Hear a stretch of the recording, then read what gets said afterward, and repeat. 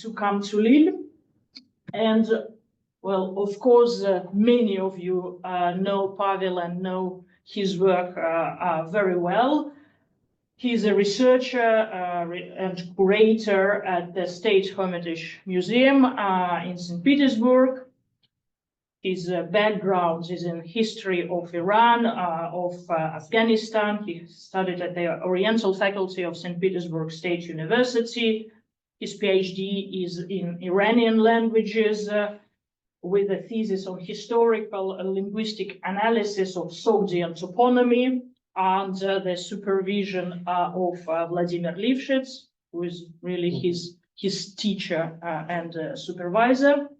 He was spent then several years at the Austrian Academy of Sciences in the Iranistic Institute, working on the project that, again, many of you, I am sure, know on the dictionary of the Sogdian proper names. And at the Hermitage, and also far from the Hermitage, since 2010, Pavel leads the Panjikent archaeological expedition of the State Hermitage that works on two most important sites of late in Tajikistan, in Panjikent and Hisarāk, and since 2020, the Central Iranian archaeological expedition. And this is our luck, since September 2024, Pavel joined Paris Institute of Advanced Studies as a fellow with a fellowship program funded by the European Union. And so that brought him to Paris and by extension to us in Lille. Thank you very much, Pavel, and the floor is yours. Okay, thank you. Thank you very much, Ekaterina, Katya. Thank you very much for this wonderful introduction and for organizing this event, which is very interesting. And so I know many people are on Zoom, and I know that others are knocking into the so trying to register now in the moment. Oh, okay, I'll let them in right away. Thank you for telling me. So thank you once again, and it's a great pleasure and honor for me to be here with you, in reality and in virtual space, to discuss one of the items which I am not expected to discuss. In fact, which is quite beyond my usual speciality in Central Asian, Sogdian, Khurradadbih languages, inscriptions, and archaeology, but it is rather on a much broader subject on the reception and intermediation of Sasanian history in Muslim literature. And so the idea of this talk, it came to my mind maybe 10 years ago, and I was thinking on it and gave some preliminary shorter conference presentations on them, and I was always expecting that there will be somebody specialized in Sasanian history who would destroy me absolutely, all this idea. And so I hope still today that your comments will change my mind to some extent, or maybe to lead to reformulating some of the ideas, or maybe abandoning them. So I have many other things to do actually, so that would be the best.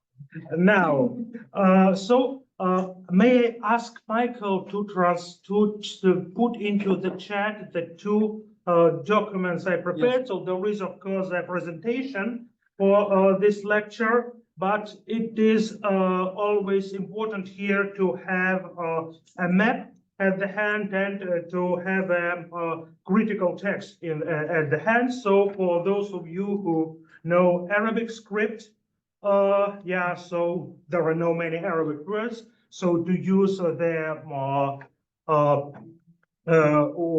of this handout, and to those of you who know Latin script and know Latin words, actually, to use another handout as well. So if you get it in the chat, so please signal if you. So it is the oldest surviving text of Arabic geographical tradition, and it dates back to the 9th century, second half of 9th century, CE, of course. It's a relatively short treatise, 180 pages of the critical edition, and comprises of various geographical data. The lion's share is the description of roads and stations within Abbasid Caliphate, administrative divisions of some areas and their taxations. There are accounts of various tribes and lands, trading networks, stories about Byzantine patricians and Indian castes, and all of it is richly spiced with poetic quotations, mostly in Arabic and twice in Persian. The book is rich in various mirabilia as well. And especially closer to the end. Thus, there is an account of water nymphs, which are living in the locality between Samarkand and Kish-Shahrisabz. And so this story about nymphs who seized a shepherd who was playing lute to their pool, to their lake, it is maybe reflected in a mural from Panjakan, so where we have two people battling at the top and two naked girls swimming in the pool. So it's a relatively recent restoration. And so in this case, we can expect intermediation of some local legend, of some local fairy tale. And even today in the fairy tales of Central Asia, you can find this subject quite often. Yeah. There are also in this book the lists of various rulers, the earliest world rulers, which are a very short narration of the Iranian national epic, the titles of world rulers. So the ruler of Sakaliba, Slavs, is rendered very good as Knyaz, Knyaz in Old Slavonic, the rulers of Khorasan and Mashriq, and the list which we will deal below. These lists, the lists of these kinds are well known to early Islamic literary tradition, and one can name the lists composed by Al-Khwarizmi, Al-Biruni, Muntakhab al-Tabarik, for example, and many others. These short examples of the same gender are attested in pre-Islamic Iranian literature as well. The text of Ibn Khurdâdhbih is known from two largely diverging manuscripts kept in Oxford and Vienna, and a fragment also in Oxford. The first manuscript has been quite vaguely mentioned, and this perhaps lost by now. So it was mentioned several times by Raverty especially in his comments to Tabaqat al-Nasiri, where he quotes several times from Ibn Khurdâdhbih's work, and these quotations are mostly similar to what as Minorsky showed, to what we find in the description of the lands of Eastern Turks and the road to China in the later Persian texts of Hudud al-Alam and Gardizi.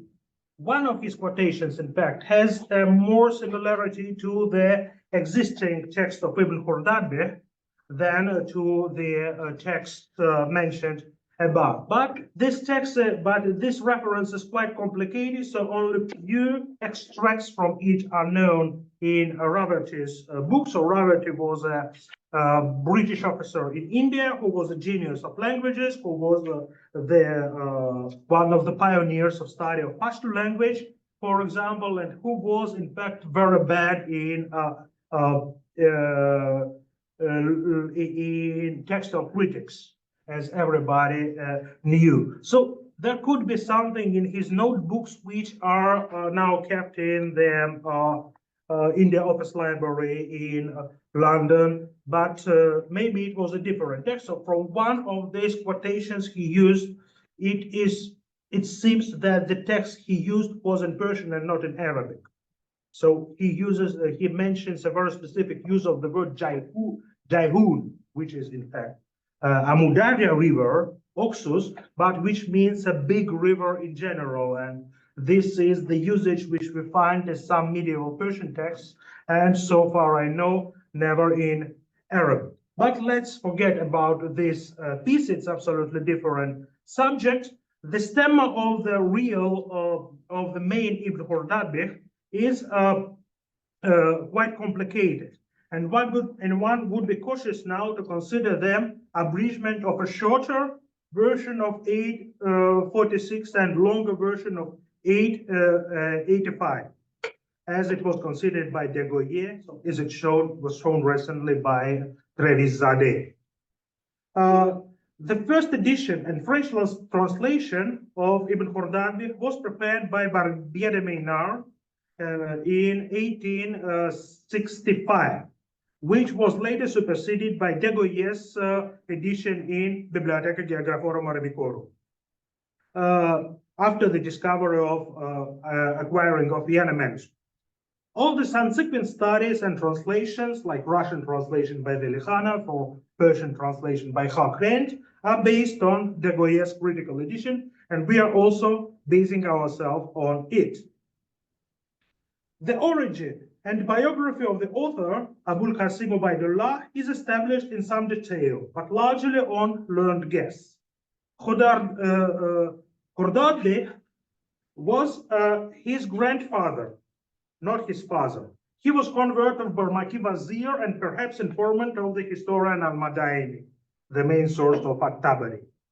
This reading of the name Khurdâdhbih and not Khurradadbih, as in many studies, can be preferred not only in view of the later tradition, but also on linguistic grounds. So it is known that post-vocalic de was realized as fricative as the in early Persian. So like there are specialists in Syriac here, so not something similar to Bethehefat letters. And so if the word would be best of those given by glory, Khurradadbih, it would be pronounced like, written like Khurradadbih in Arabic. But the name, the best of Khurdad, one would indeed give d as the first d and the in the second case. Khurdadbih is what we have in Arabic.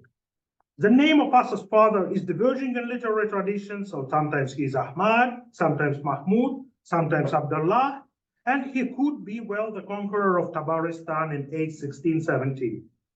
The order of the book served as a post officer in Jibal, in today's Zagros, or more ancient Zagros, yeah? The region located on the Great Khorasan Road, so the road which connected Mesopotamia and Khorasan. And therefrom, he might have collected the details on various roads. And later, he was a confidant of the Abbasid court. Apart from geographical treatise, and the abridgment of his book on music survives. However, he is credited to author also the works on cooking, on drinking, on company making, and so on. One of his books was on genealogies of Persians and Relocans, as he called them. And Al-Masudi esteemed very high Ibn Khurdâdhbih's Ta'arikh, history on ancient Persians and Arabs. He was well versed in poetry and music and established close relations with a wide range of artists of his time. And I guess he was not only a theoretician of a good cuisine, wines, and company making, but was a great practitioner as well. These literary activities, as well as his Zoroastrian origin of his grandfather, suggests that he knew pre-Islamic Iranian tradition. A verse quoted in his Kitab Allah wal Malahi, book on music, and attributed to Pavel, the minstrel of Khusraw II, is indeed closer to Middle rather than New Persian, as Ahmad Tafazzuli has shown. We do not know if he knew Pahlavi, Middle Persian script, but his friend, so one of his companions, Ibn al-Marzuban al-Karhi, was credited to translate 50 books from Middle Persian, it was Middle Persian obviously, to Arabic, all of them lost. These introductory remarks, paragraphs, which are largely based on recent study by Travis Zadeh, are intended just to show that Ibn Khurdâdhbih was the author who was capable to transmit Sasanian official accounts into the Arabic learned public in the 9th century.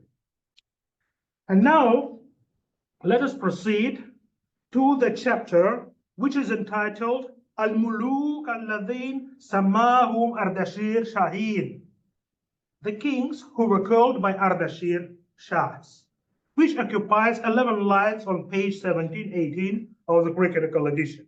And we see that their apparatus is much longer than the text itself.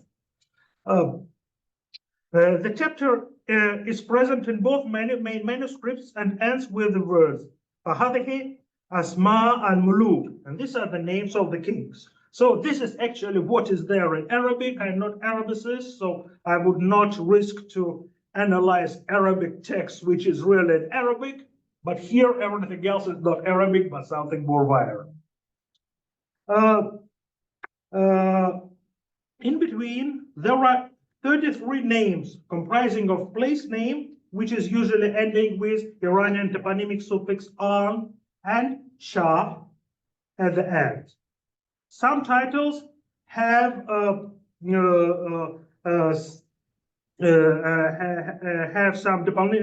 additional specifications, which are put in braces by de Goyer. Of course, the Arabic manuscripts don't have braces, so it was written above the words, as I can guess, and where the place is located. I analyzed this geographical lists and et comparandum not only of the contemporary early Islamic accounts, but also of earlier date, closer to the beginning of Sasanian rule. First of all, Shapur's inscription on Kaaba-i-Zardusht, so it is here, so this is Kaaba-i-Zardusht in Nakshi-Rustam, not far from Persepolis, and inscription is down there, so it's impossible to get there and see it closer, so happily it's well published. Yeah, or another important item are the Manichaean church history, which reflects the situation of the middle and late 3rd and early 4th century, but also some other texts in different languages. So let us start with this text and analyze the names one by one. So the first, once again, to remind you that in the chapter you can find the critical edition and the map which I used. So the first is called Buzurg Kushan-Shah, the great, the big Kushan-Shah.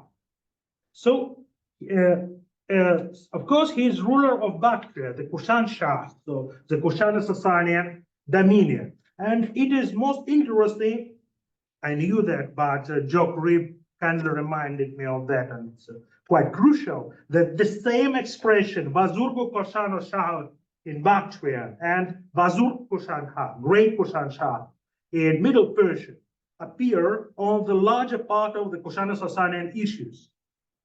So apart from that, we have Parthian Kushan-Shahar and Greek Kosen in Shapur's inscription of Kaaba-Zarathustra, Kushan-Malka in Naseh inscription of Paikuli, Kushan-Shah, and Manichaean Middle Persian Kushan land.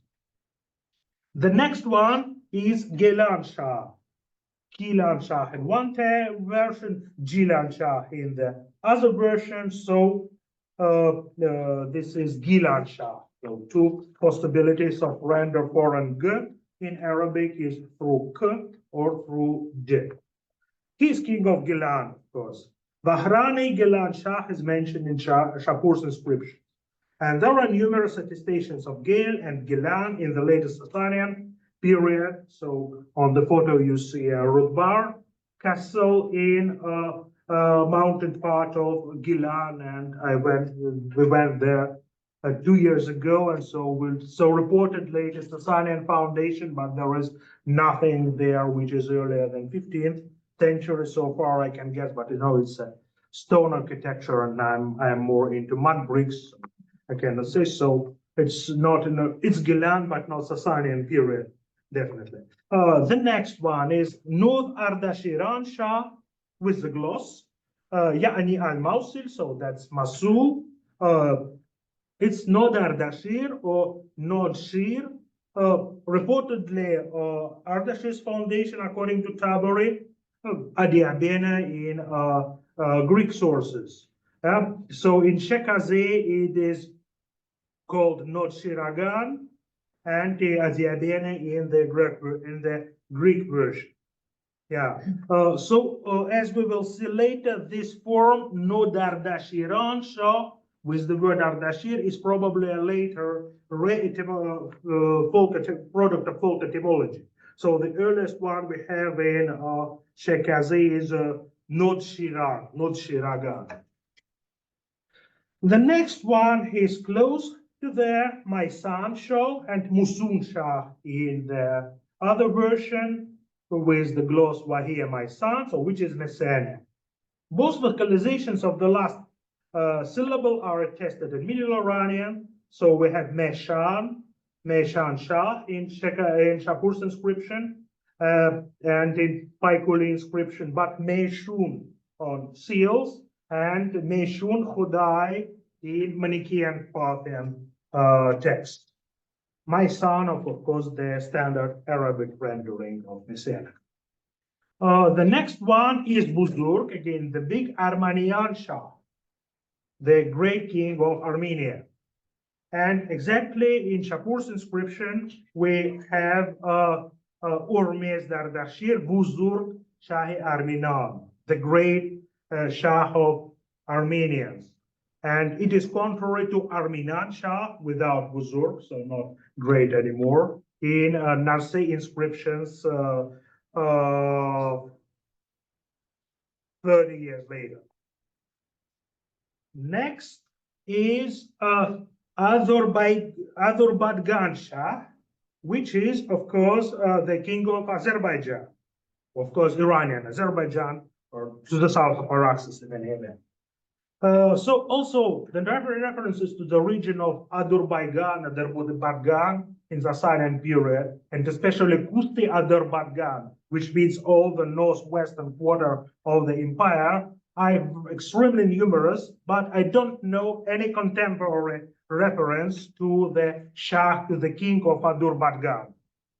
So earlier Atropatene, it was a kingdom, of course, and supposedly issued its own coins, but it all ended around the beginning of Common Era. So that's one of the mysteries of our text. And then we go to Sijistan Shah, the ruler of Sijistan in version Besakistan, which gives perfectly Sagistan, which is Sagistan, Sistan, today, or on the junction of borders of Iran, Afghanistan, and Pakistan today. References to Sagan Shah, so the ruler of Saks, are numerous in early Sasanian epigraphy in Shapur's inscription and so on, and Sagistan is mentioned as a land as well there. So the painting from Kuki Khaja, drawing of Herzfeld, recently published by Franz Grenet, is perhaps contemporary to the events described.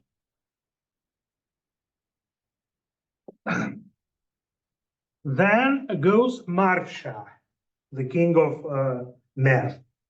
Again, references in Shapur's inscription. And then Kerman Shah, also very many references. The 10th one is Barishkhwargar Shah, the ruler of Barishkhwar, of the mountain Barishkhwar, that is Alborz. So these beautiful landscapes like that. The place name Barishkhwarkov is mentioned in Shapur's inscription, and in the New Persian text of letter of Tansar, there is Gushnas, the king of Parishwar and Tabaristan, and he is subordinate of Ardashir. What is letter of Tansar? It is a religious instructions, Zoroastrian religion instruction, which is known from New Persian text and which is commonly considered to be a very exact translation of Middle Persian texts of Ardashir and his Magyar, Tansar. So it is the text which pertains to the rule of Ardashir. The next is Yaman Shah, and in the version Besamada Shah, Wahir Yaman, Yemen. But there is a set of difficulties here. The name is not attested in Sasanian times, and perhaps version B should be corrected into Simron or Shambaran, that is Himyar, Hamovaron in New Persian, the name of South Arabia in Bundahesh. And Shahristani Eran Shah preserves even Simran Shah. Tabari mentions only Ardashir's offensive against Bahrain in the Gulf. Yeah, so Persian Gulf of the Arabic Sea. I think everybody would be happy with this name. But in Shapur's inscription there is Mazun Shahr, which is Aman, also in the sphere of his government. Ardashir's coins are in fact attested in Oman region. And farther than Oman, little is known, but there is a Yemenite relief which shows part of Sasanian elements. I'm happy that Patrick Skupnievich, who analyzed it recently, is here with us. However, another text on Sasanian history, Arabic text, Nihayat al-Arab, mentions Ardashir's expedition in Central Arabia, which ended up with a peace treaty with As'ad ibn Amr, the king of Yemen. So it is a kind of heterodox rendering of Sasanian history, and well, I think it would be safe to assume that Yaman here indicates here eastern part of Arabia in general, and not Yemen in the very strict sense. The next one is Taziyan Shah, which seems to render, of course, Northern Arabs, Middle Persian Tazik or Tajik, ultimately from Thai tribe. I haven't met this denomination in early Sasanian monuments. Maybe somebody can correct me, which uses Ardaistan itself. The variant in B manuscripts maybe reminds of a different location, place named Pardan, between Makhuran and Hindustan in Shapur's inscription. And so the Taziyan, so they are Northern Arabs who are, of course, were active during Ardashir's battles with Hira, which were in depth analyzed by Joseph Wieserhoff. Next, we go to absolutely different direction. Kadish Shah and Karish Shah most likely corresponds to the Herat region. Kadshan in Armenian geography, Kadish has a title of Herat rulers, and Kadishistan in the list of bishop seats. So this and two next well,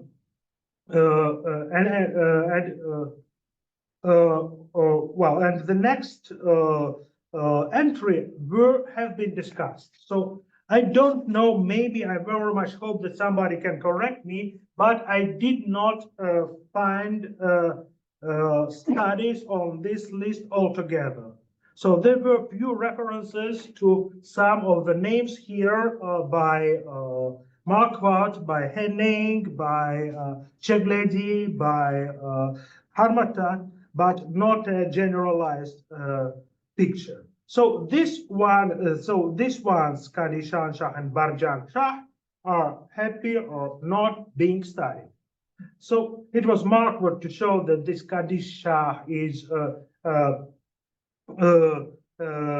resided somewhere in Herat region, and also he considered the possibility that it was Qadisiyah in Mesopotamia, where the crucial battle of Arabs and Sasanians took place much later than this text, much earlier than Ibn Khurdâdhbih and much later than Ardashir. Yeah,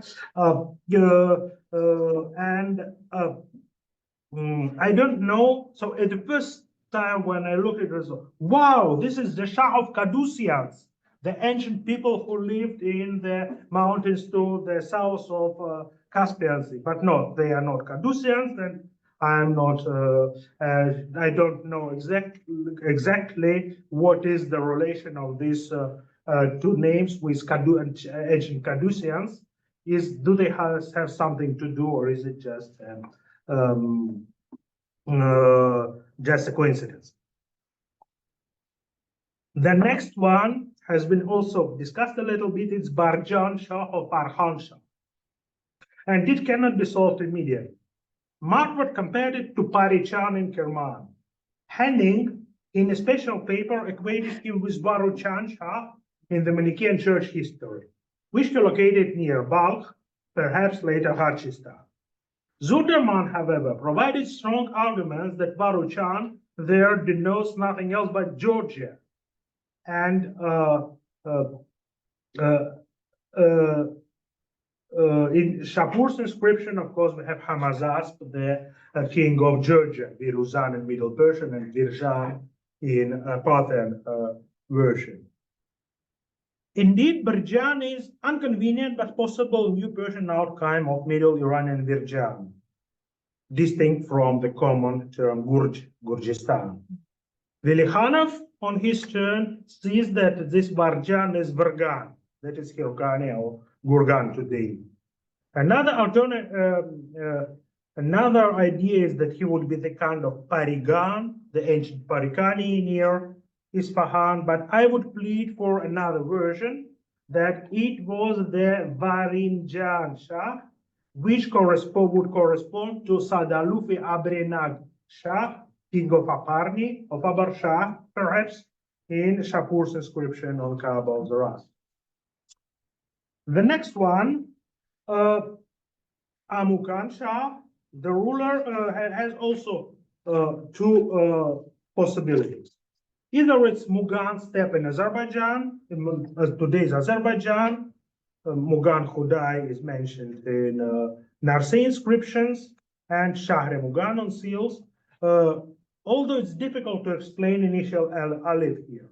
Another option is that it is Amul or Amuya on Amudarya, modern Charjo, which seems to appear on Peroz bronze coins and on a seal, which were read by Schindel and by Hassan Shavaribi. In this case, Amukan would be corruption of Amuya.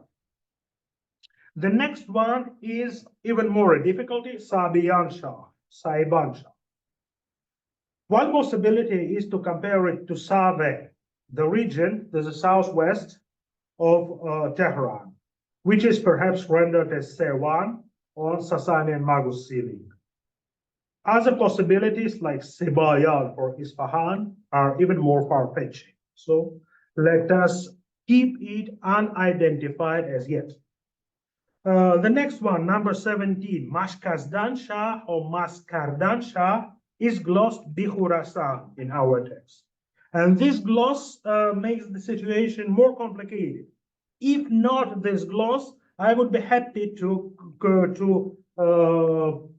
put this together into Masgudan Shah or Maskitko, Maskut in Armenian sources, the Northern Caucasus. That would go very well. But the text has a gloss Bihurasan, so no good possibilities, but maybe Mazduran, Mazduran or Ptolemaic to the south of Sarax in Khorasan. Also, the corruption, the clerical corruption looks rather bad. Yeah. The next one is Al-Ranshah. Al-Ranshah, gloss Mugan, so Mugan step, which is Al-Ran, in Albania.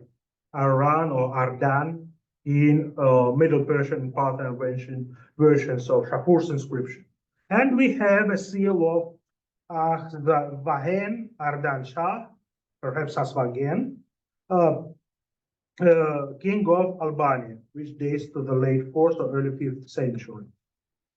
The next one is also not very clear, Barash Khan or Baras Khan Shah, which is glossed by Azerbaijan.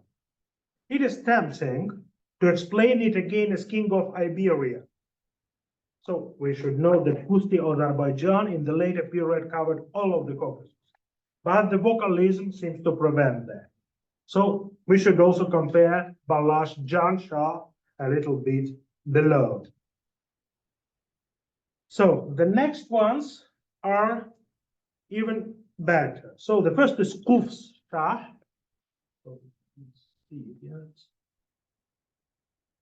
Kufs Shah, glossed Bikarman in Kerman. So indeed clearly renders the ethnic and territorial name Kufs or Kufij, Kuj, between Kerman and Baluchistan. However, I don't know any pro-Islamic references to them. Unlike the next one, which is Mukran Shah, which is glossed Bilsin in Sindh. It is Mekran, of course, the Baluchistan course. It is mentioned in Shapur's inscription, and Al-Tabari mentions that the kings of Turan and Mukran subjugated to Ardashir. Turan Shah is the next.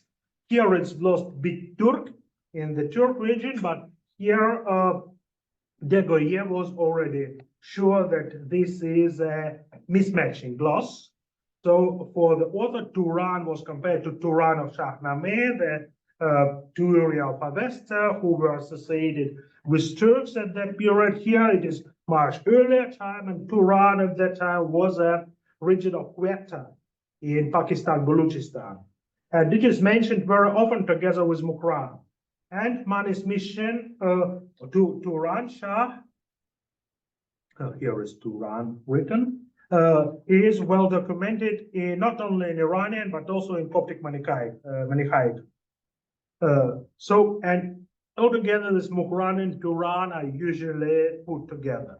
The next one is Hindwan Shah, glossed Bil Hind, the Indian Shah who is in India. Very learned gloss, nothing to, well, now it's Pakistan, of course. It's still clear.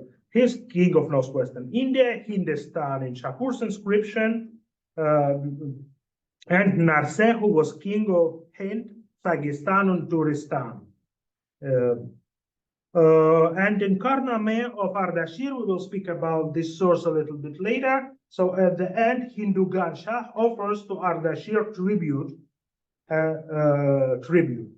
Of course, the coins of Hindu Shahi of this area are much later attested. Kabulan Shah, glossed Bi Kabul. So you don't need to be Orientalist to understand where is it. Ancient Kapisa, Kabul Shah is mentioned twice in Gâhnâmag, second time offering tribute with Hindu Gan Shah, with the king of Indians.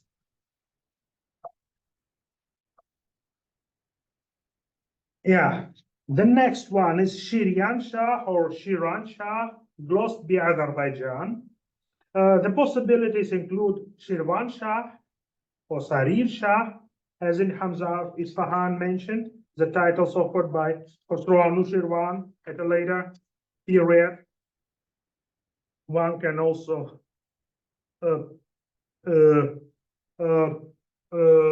think about Shizan Shah, or Shiz, the name of Takht Suleiman, the one on the picture in Iranian Azerbaijan, or Shirakan Shah for Iranian Shirakan on Urmia. So no clear identification. The next one is even worse. Raihan Shah in one version and Da'an Shah in another. So we even see that the spelling is quite different in two manuscripts of the text. And it's glossed Min al-Hind. It's altogether still unclear for me, so all the suggestions are welcome. One possibly can think that it has a Raja in the beginning, so the king of Rajas, like translation of Rajati Raja, semi-translation. Another possibility would be like Zangan of dark skin, the king of dark skin, or the king of islands, or from Indian Lanka, rendered as Ranga. But it is even less likely, so I would leave it as an unexplained one. Unlike the next one, Kushan-Sasanian, their version has a strange rendering of that. Is close to Bil Sindh in Sindh, and it doubtless renders the location Kushan, north of Sindh in Arabic historical texts. And it is also rendered by Dijana, so Kikan in Tang period pronunciation by Xuanzang, but it's so of 7th century and later. The next one is Balas Jansha and Balas Hansha in the version B, which is the king of Balasagan. Balasagan, the northern part of today's Azerbaijan, Bagasakan in Armenian, Balasagan in Shapur's inscription. The next is Dolaransha, lost below the Dawar, which means renders, of course, Zamin Dawar in southwestern or central Hindu Kush. I don't know about early references to that. The next one is very good, is Nakhshaban-Shah, is the ruler of Nakhshab, later Nasaf, today's Karshi, southwestern Sogdiana. So it's the only case when I'm closer to my field of competence, but still there are 400 kilometers between Nakhshab, Karshi, and Panjagan. So Nakhshapi in earlier Sogdian sources, and in the temple of Yerkurgan, the site of the 4th century capital of Nakhshab region, the recently published mural depicts the character in very Sasanian, in early Sasanian dress. The next one is Kashmiransha, the ruler of Kashmir. The form is modernized as compared to Manichaean Persian Caspir, Bactrian Caspir, Caspir of Ptolemy, which goes to a Middle Indian pronunciation of Kashpira, Kashpira, not Kashmir. The Shah of Kashmir here is surprising, of course. Kashmir is far away. Would it be an error for Kish, Shahri Sabs in southern Soviet? Maybe, or maybe not. The next one is also good, is Bakardan Shah, partly vocalized in bed.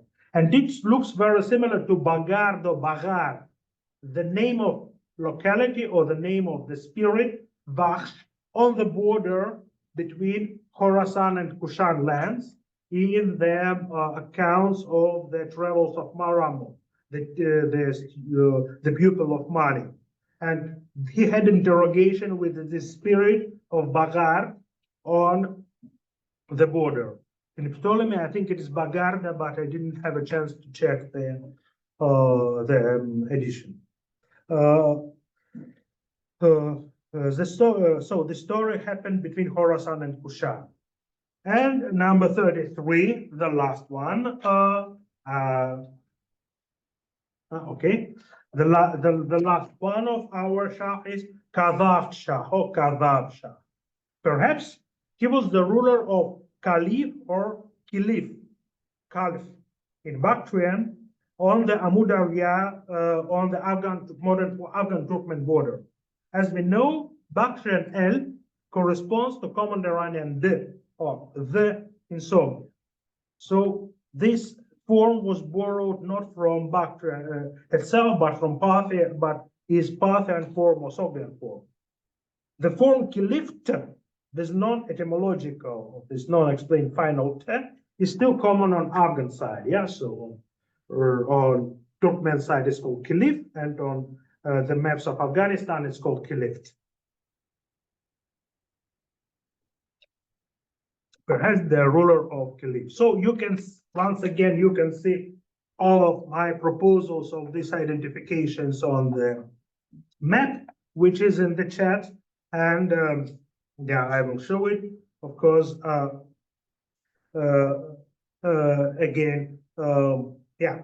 So now what is it? Is it just a fairy tale, or is it a real document of the Ardashir period?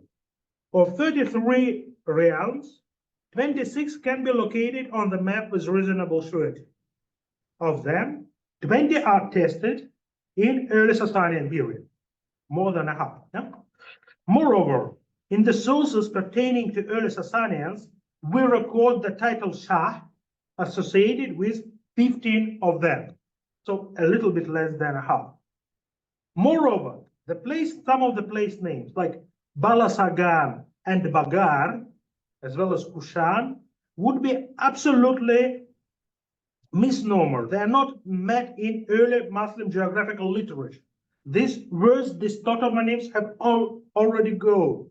So yes, I need to comment here that the geography of Iran and Central Asia for them until 9th or 10th century is known rather fragmentary. So there are only some stray references to that, and the texts which deal with it more closely, like Ptolemy, are a great textological complication.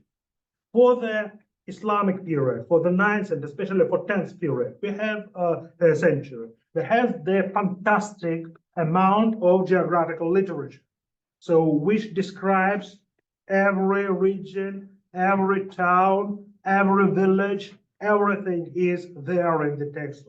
Khurradadbih, Ibn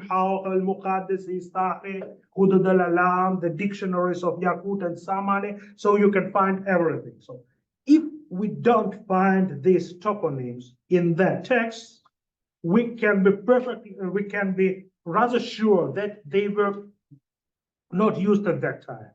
So for the Abbasid period, we have all the geographical domination of the caliphate. So if we don't find the Balasagan, Bagard, and Kushan, that means that they were not a current of the current usage. So consequently, Ibn Khurdâdhbih quoted it from the earlier source. He didn't compose it by himself. And it indicates that the list indeed renders the administrative geography of early Sasanian. Can we narrow the date and examine whether or not it reflects the conditions of Ardashir, the founder of a dynasty, as claimed by the author, or the other early Sasanian kings? So in my comparisons, I put that all first together, all the 3rd century and maybe early 4th century renderings were put together for geographical identification. What's for the history? The title Vuzur Karminan Shah, Great King of Armenia, appears in Shapur's period, in Shapur's inscription, 262. And by the time of Naseh inscription, 292, there was simple Arminan Shah. The title Vuzur Kushan Shah starts with the first Kushan Shah Ardashir, who is dated by Joffrey by 230-245, so contemporary to Ardashir and early years of Shapur the first. Even more important, so this is. Even more important are the titles Marv Shah and Vranagan Shah, if I correctly read it, Varinga number 8 and 14. Ardashir Marv Shah and Sadaluf Abrenak Shah are mentioned in Shapur's inscription in paragraph 41.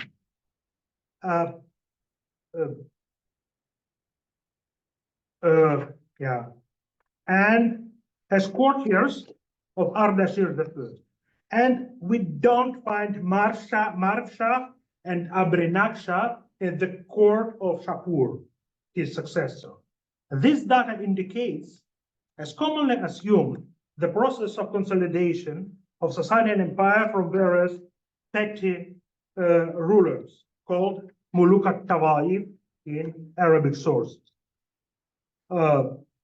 And so it is true that in our case we have also the kings of Nod Shiragan, Varojan, and Meshan, which appear in Shapur's part of the inscription rather than Ardashir's list. But we know that Ardashir made alliance with the rulers of Mesopotamia, as mentioned in the Chronicle of Arbela. The king of Padish Kwargar is mentioned in the letter of Tansar, which is commonly considered a reliable Persian translation of Ardashir period origin, and not this king is not mentioned in Shapur's inscription. So this type of unification probably indicates why we don't have the references to the kings of Azerbaijan, Sabian, or Kufich in Shapur's inscription. Yet the process already started. We do not see the shahs of Persia, Media, Ragiana, Khuzestan, Zagros, Central Mesopotamia, Persian Gulf Coast, Gurgan, Tabaristan, on the Caspian Sea. Most of them had already been included into the domain of the direct rule of Ardashir. There are no kings of Ardashir's foundations, apparently his own domain, save Nud Ardashir. In view of Nod Shiragan in Shapur's inscription, it seems that the form Nud Ardashir is popular etymology of the Iranian name of Khadiabian. Generally, the list coincides with what we know about Ardashir's conquest. The absence of Syria in the list might indicate either the time before his campaigns against Severus Alexander or mirror not a successful result of the war. The list provides additional supports about the early formation of Kushan-Sasanian realm. In the early, so there are two possibilities.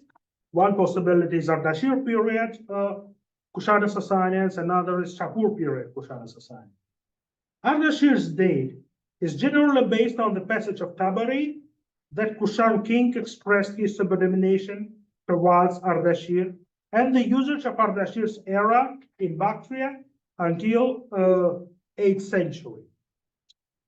And the stylistic data of the Kushan-Shah Ardashir's coinage. The late Shapur's date is supported by much discussed passage of Shekaze and the relief of Ragi Bibi in Afghanistan, depicting Shapur's rhinoceros hunt.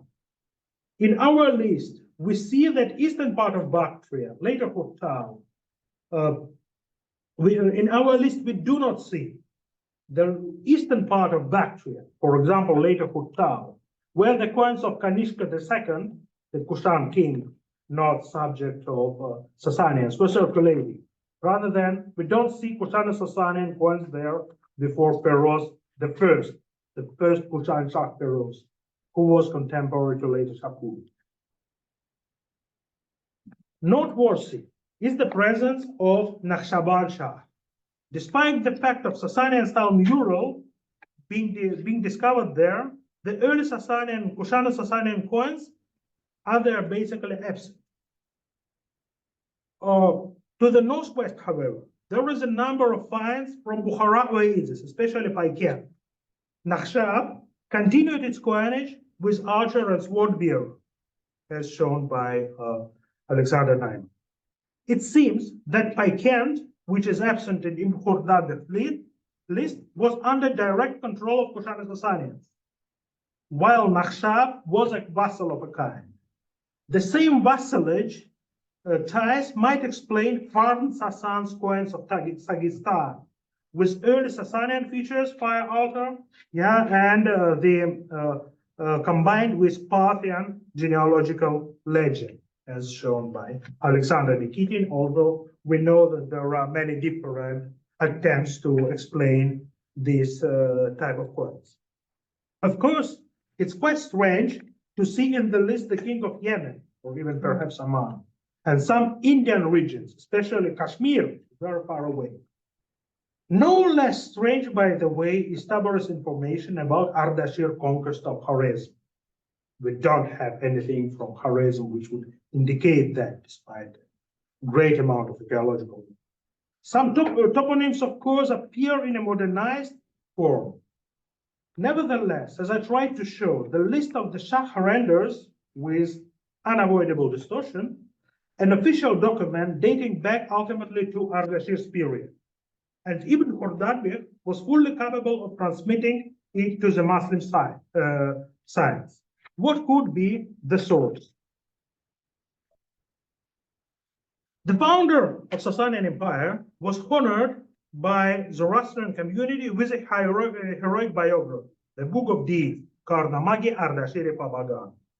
This well-known short text survived in a single copy in the manuscript MK, written in 1322 in Gujarat.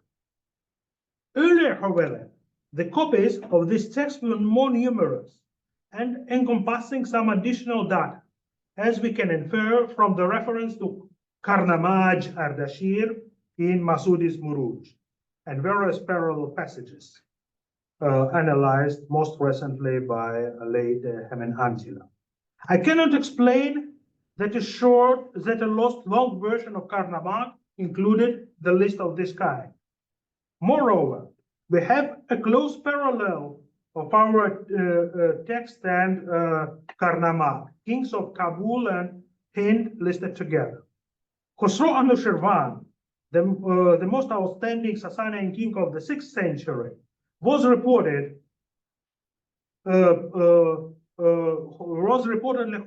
honored with Gâhnâmag as well. And Hamza Isfahani and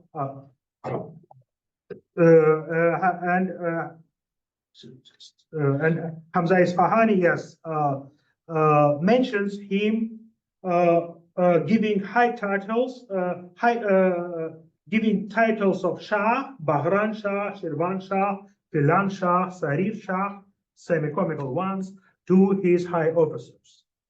Yet another option seems to be more attractive. A few years ago, I was reflecting upon etymology of the Persian word everybody knows, and for which etymology was absent, Nameh. So it is clear that it is related to the word Nam, which is related in the European word like a name in English. But how did this word for name come into the word for book? So I suppose that it was initially a list of names for taxation and other purposes. We have this list in Khorasmian and in other literary traditions, which later developed into list of any kind, and from list ultimately into a letter and a book. And so, in quest for this Nameh, meaning list, I came across lost Middle Persian text, which is entitled Gâhnâmag, which can be translated as Book of Thrones, or better, List of Thrones. According to Masudi, Khurdâdhbih, Persians have a book called Gâhnâmag, in which there are listed the ranks of kingdom of Fars, which were 600, according to their count. This book forms part of the Ayin-Namag. The meaning of Ayin-Namag is Book of Customs, Kitab al-Rusum, and it is large, going up to 1,000 pages. It is rarely found complete, except in hands of Mubads and such like. Inastrancev long ago supposed that Ibn Khurdâdhbih's lost book of Persian genealogies was borrowed from Gâhnâmag, the Sasanian table of ranks, which was common in Russia of that day. Yeah? We know well that much of pre-Islamic Persian heritage has been preserved in Christian Armenian culture. And here we indeed meet the text called Gâhnâmag. The oldest one, I think there was another one which is about the composition of the army, but the old one, first published and translated by Nikolai Emin, contains the story of composition of this list by Sak, Catholicos of Armenia, and the King of Kings of Narset. The list was not made from the blank sheet, but it was a renovation of an older one. The main text, after the first prince and Mahaz, represents a numbered list. There are Lurje ter of certain Armenian regions. They interchange with princely families and with other titles. There are families, there are cadet branches of families, rulers of regions, rulers of ethnics like ruler of Caspians, and titles like aspect, horsemaster, judge, and so on.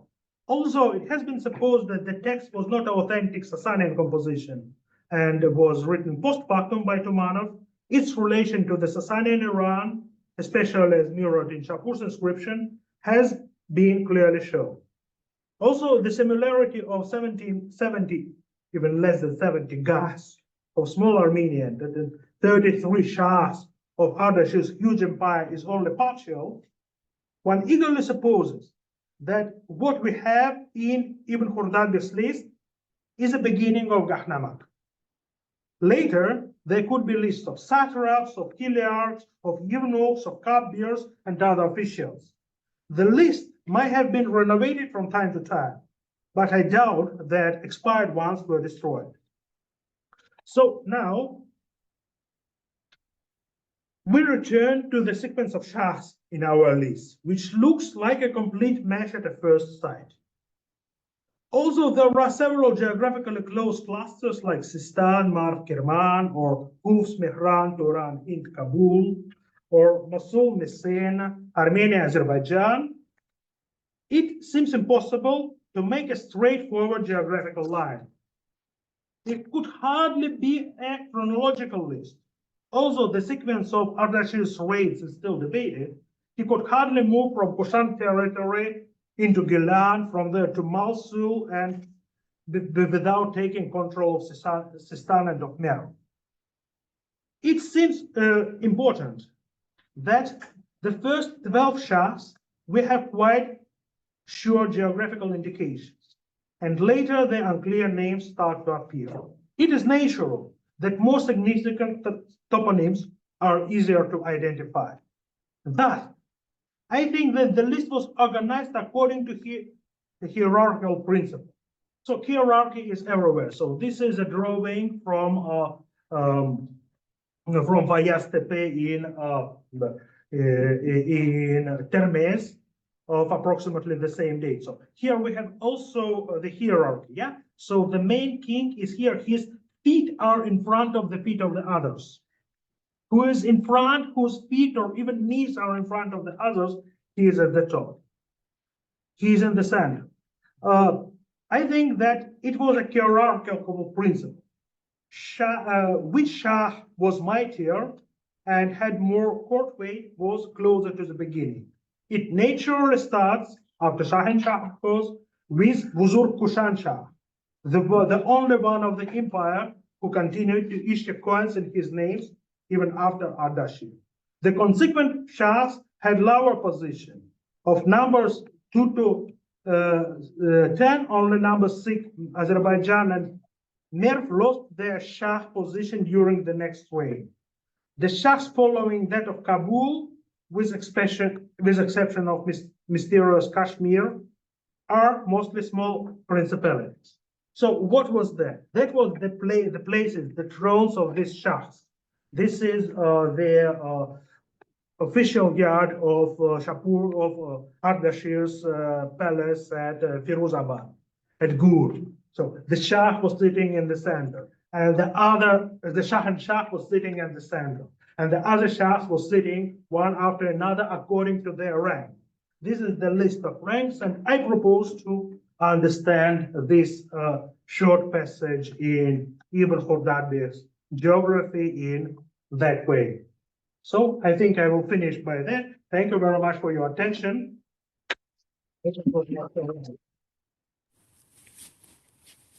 Thank you so much. That was beautiful and absolutely marvelous. Thank you for this reconstruction.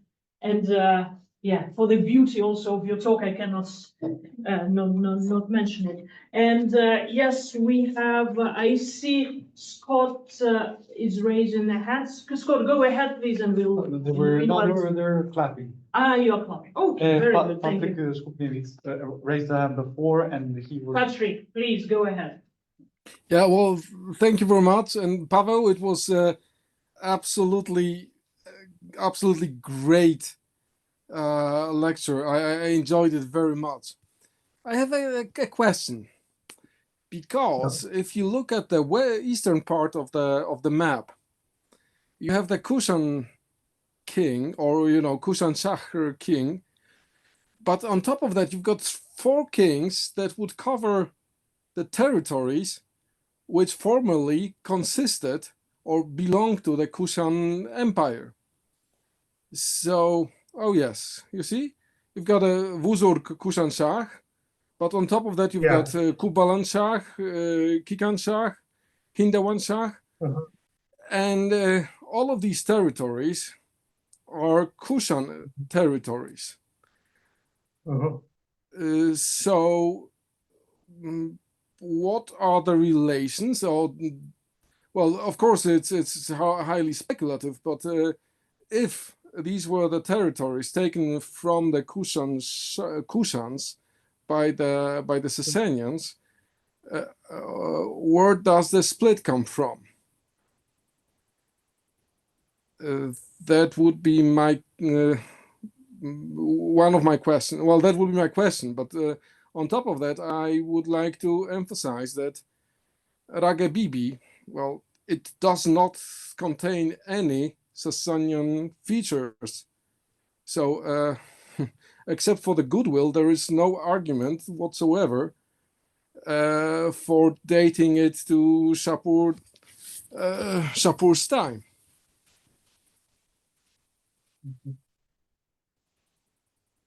And the painting that you also presented, the one from Alexander Gâhnâmag, published by Alexander Gâhnâmag, it's not related to early Sasanian style, actually. It's related to late Parthian style, so it seems either earlier or not directly related to Sasanian imperial style, because if you look at the painting, the sword position is not yet as it is in Sasanian, so it's not down straight. So you've got a sitting position, which is correct, but the person is not wearing a tunic. He's wearing it's further earlier. He's not wearing. Oh yes, this one. So you see, he's wearing a kaftan. He is still wearing as the skirt-like edge of the kaftan, which is very similar to Kushan ones, but the sword position is not yet. It's very cumbersome, because this is impossible sword position to be held. And you cannot find that in Sasanian art. You can find some experiments with that sort of depiction in Parthian art. So the relation between this piece and the Sasanian court art is very doubtful. And if we go to Râgă-Bibi, there is not a single stylistic feature that would lead to Sasanian art, and we know by comparison with Salma's relief that Sasanians imposed, even when they didn't have their own stonemakers, sculptures, they imposed their iconography, and we don't see it in Rage. So my questions are concentrated in the east. So it's mainly these why there are 4 kingdoms instead of 1. Okay, thank you very much. Thank you very much for your comments. So yes, so we have there the rulers which would supposedly be under effective Kushan control, at least where the Kushan coins were found in great numbers. But first of all, we have I don't know if we can be sure in how the Kushan rule was organized. Were there vassal states or not? Or did they appear at the time of the weakening of Kushans with the race of Sasanians? And Etienne de Lavassière, he in the chat mentions maybe a claim on all the Sakashan territories, including the ones the Sasanians did not control.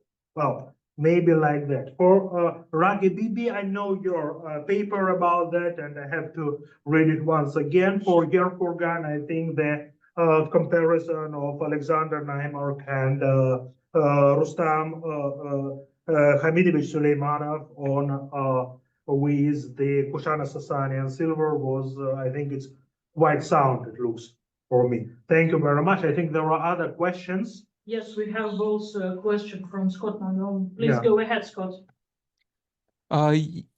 Yeah, I was struck by the prominence of the Gilan Shah, which struck me as a bit strange because of, in Shapur's inscription, at least in terms of the ranking of his sons, it seems like the order goes, the great Shah of Armenia, then Maishan Shah, then after that, Narseh in the east with, Turan and Hindugan and stuff like that.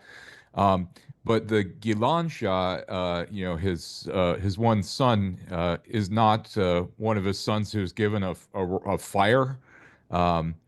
And so it seems like that's not as prominent a position, but in this list, it's second. So I wonder if you could just comment on why you think the Gilan Shah is second in this ranking here.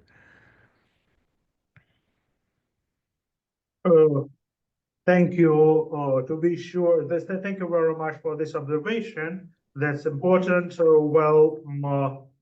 I don't know why Gilan Shah is second here. So from one side, Gilan, as you know, is a part of Iran, which often had a different history, which is very easily cut from the mainland. Well, maybe their position varied in different periods, and so he was more important at Ardashir period than in Shapur's period. But thank you very much for that observation. I would be happy to think about that. And yeah. One other thing with that, I mean, I wonder, that eventually Wahram the first comes to power, who is Gilan Shah in the inscription of Shapur. I wonder, but he seems to be more lower ranked than his brothers in that because he doesn't receive one of the royal fires. So I sort of wonder, you could see a time where he's trying to promote himself and suggesting that the Gilan Shah is more important after he comes to the throne or something. But that's just a thought. Thank you. Thank you so much for your idea. Yeah. Daniel, yes? Yes. Yes. So I've got a few things. I'll see if I can remember them. So the first one, I like your idea of it being hierarchical, because I think you see a very similar thing in the Gâhnâmag and the Khurradadbih, which is the other, I think the other Armenian list you were talking about. My wondering on Waram, because I was also noting the Gilan Shah, is I've seen it suggested, I think, before that Waram the first is in fact the eldest son of Shapur, and that the ordering of the Kabai Zardusht might have more to do with their successes in recent war than it did to do with a general ordering of these regions, which might suggest that Waram wasn't, that Gilan was in fact more prominent, as you say, at certain times. My question, and this is maybe probably something you've thought of, but have you considered looking at the Avestan geography in terms of this? Because I think, for example, there are two regions in the Avestan geography called Raga and Radanga, which might be useful for this Rehan or Da'an Raja. So which region, sorry? Well, I was thinking Raga. particularly about the number 26, which said was perhaps Raja, and it made me think that there's two regions in the Avestan geography called Raga and Ranga, and I don't know whether they've got secure locations, but maybe holding up the Avestan geography, which of course is not written until much later, but was sort of orally circulating, might help either confirm some regions in your list or confirm some or give new ideas for some of these Western regions, which have been given various different suggestions where they could have been at different periods. Sorry, what was the Western name? So there are two. There's Raga, Raga, of the three tribes. And I know, and there's yes. Ranga. Ranga, Ranga River. Exactly, yes. Yeah, so thank you very much. That's important observation. Well, in fact, it made me notice that altogether this geography here, in fact, it looks secular. So when I'm looking, I just find that mostly Marmoru and Hinduan, Hapta Hindu, are attested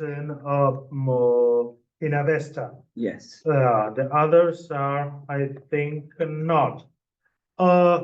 Raga, it's usually considered to be Ray. Yes. Yeah, but there are also the possibility that it was somewhere in Darwas region in the north of Afghanistan, where there is Rav, Worley. Rangha is a river name. Yeah. So. Yes. So thank you. I will think about that. There's an additional commentary by Etienne de la Visière for the previous discussion. The Ammianus. Later, Ammianus wrote that Shapur made a treaty of alliance with Leonid and Gilani, the fierce warriors of all. Yeah, Gilani, fiercest warriors of all. So who are these Gilani? So I was just in my train from Paris, I was rereading the article of Harmata about Hionite, and Gilani. He thought that Gilani is not Gilanians in that case, but we are not obliged to agree with that article. Thank you for the comments.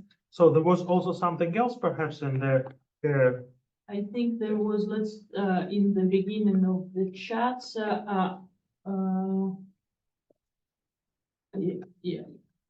by Andrew Karim.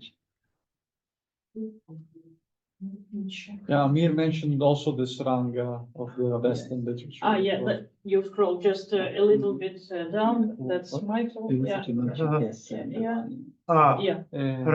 Shah Rangan brings to mind a Western geographer Ranga. Oh, well, the Amir asked therefore and Kramane. So if you are two independently, so that's good reasoning. So I will think about that. Indeed. So no other. I think no more questions for now in the chat. Do we have any? Yes, please. Yeah. When I look at the list, it doesn't seem to be made up at one time. It's probably perhaps even in three parts. As you have said, the first part, which goes perhaps to 12 or so, is related to importance. And the last part, starting from 20 or so, that's the eastern region. That looks like some kind of later update. Certainly no survival at all from time when the Kushans still were remembered. Must be quite a bit later. The intermediate part, certainly at the time of Ardashir, Caucasian Albania would not have been important, so no reason to put it in the list, but at some later time, but not too late because they were annihilated. So the intermediate part has some mainly northern locations. So I would guess that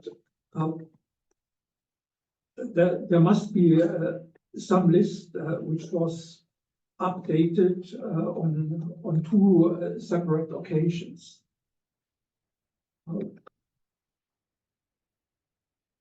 And of course, I have no idea, not even in what language the list was made.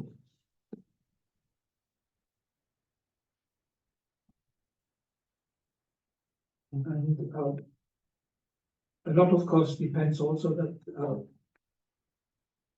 if there's some misidentified name that may disturb the pattern, but the pattern seems rather clear that apart from the Kushan-Shah himself and as I agree, somewhat strange case that we would like to have some period in the history where Gilan was more important, but we might not even know about before Ardashir. But certainly then the part of 2 to 12 is rather coherent, and the part of 20 to the end of the list is rather coherent. Patrick, I think, also is joining this observation. Oh, yeah. Yes, that was actually one of my the takes on this problem of 5 Kushan territorial kings. So I thought that it might be rather chronological corruption of the text, or part of the text coming from early Sasanian times, where the Kushan Shah was a valid name, and the rest were the observations from later periods, or there was a hierarchy of the kings in the area as well. That's not impossible. But you also mentioned the king of the black people, which are very unlikely to be the Dravidian people from the southern India. And if we look at later Abbasid period sources, we know that there were even the uprisings of the black slaves in the Caliphate. So that suggests the knowledge of the African, and I think that there are at least several layers, several chronological layers in this list. Okay, thank you so much. So as the very interesting observation said, I would just maybe it has different layers, but in fact all these layers are early Sasanian period, because these Balasagan and Bagar, they cannot be so they were already unused at the eve of Islamic period. I think that still it is taking into account the reference to Kabul Shah and number 24 and Hindu Shah in Gâhnâmag. So this is also a part of Ardashir's period. Well, that's some point which can be understood in different ways.